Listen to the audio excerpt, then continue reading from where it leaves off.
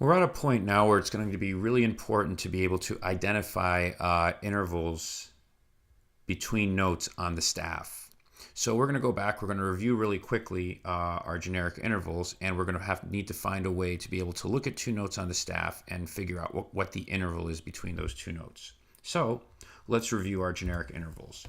Our objectives today are to review those generic intervals on the staff and what they look like, and then to introduce a pattern to quickly identify generic intervals, because as we compose, we're going to be able to need to look at two notes and know what the distance between them is, because when you're making composing with chords, you need to be able to see that. So here we go. Let's review our intervals. A generic first or unison. These are all firsts or unisons. In other words, the interval here is the same note. That's what a first or a unison is. When I tell you to play two notes in unison, they'll be the same note. So if we did a first, our next interval will be a second. In this case, a generic second. These are all cases of a generic second. A generic second is when you have two notes right next to each other consecutively. So in this case, C to D, or D to E, or E to F. Those are seconds. What do you think's coming next? Well, a generic third, of course. And this is when we skip one note in between. So here we have C and E, we skip the D in between. Here's what a third looks like stacked one on top of the other. This is also a third because we skipped the E in between. And this is what this looks like stacked on top of another. And here's our another example yet of a third. And this is what they look like stacked on top of another when you skip that one note in between. So now a generic fourth, these are all examples of fourths where we skip two notes in between. So if you look here, we have this first note, the C, we skipped the D and the E, and we got to the F.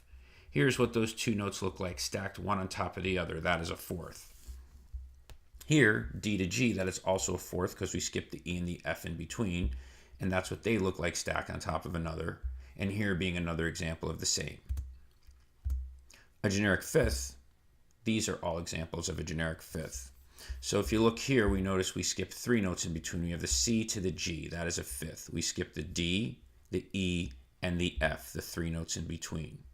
Here, this is what a generic fifth of C to G looks like, one stacked on top of the other, the way you might see it if it's a chord.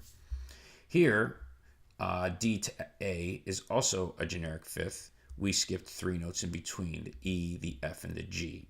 And this is what a fifth looks like when we stack them on top of each other as if it were a chord. So this is kind of melodic, this is more harmonic. And here's our final example of a generic fifth. If we've done this first, second, third, fourth, and fifth, we have our generic sixth next. And let us look at that. Right here, I have my C to an A. Melodically, I skipped from a C to an A, that's a sixth, because we skipped D, E, F, and G, four notes in between. Here, harmonically, this is what it would look like in a chord. And then here's another example of a sixth, skipping four notes in between. Here's what it looks like if we put them on top of each other like a chord. And then the same example here. We have two more to go. We have a seventh, which looks like this. And if you notice melodically, that's quite a wide leap. And we skip the D, the E, the F, the G, and the A. So the D, E, F, G, and A. We skip five notes in between. And harmonically, like as if it were in a chord, this is what a seventh would look like if we stacked it on top of each other. And these other following examples doing the same. And finally, we have a generic eighth or an octave, which looks like this. So we have C to C. We skipped the D, the E, the F, the G, the A, and the B. We skipped six notes in between, and this is what it looks like. And here's another example of an eighth, and another here, and another here, and another here. So reviewing again, why do we need to know this? Why do we need to be able to look at, to know what an interval looks like and be able to identify it? When we're composing and we might hear something kind of squirrely, we want to be able to look and see what might be wrong. So we want to be able to identify some of our intervals a little more quickly. So let's look at all of them one after the other to see if we can find a faster way to do it, because to count how many notes are in between that we skipped would be too long. So here comes the key to the entire video. Let's look at whether the intervals here. We have a first, second, third, fourth, fifth, sixth, seventh, and eighth. What we are going to want to do is put them in two different groups.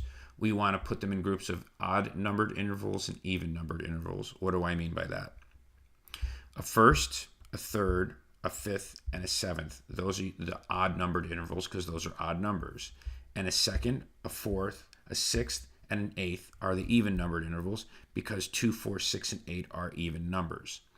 Let's look at the odd intervals here. Notice how both firsts are on a line.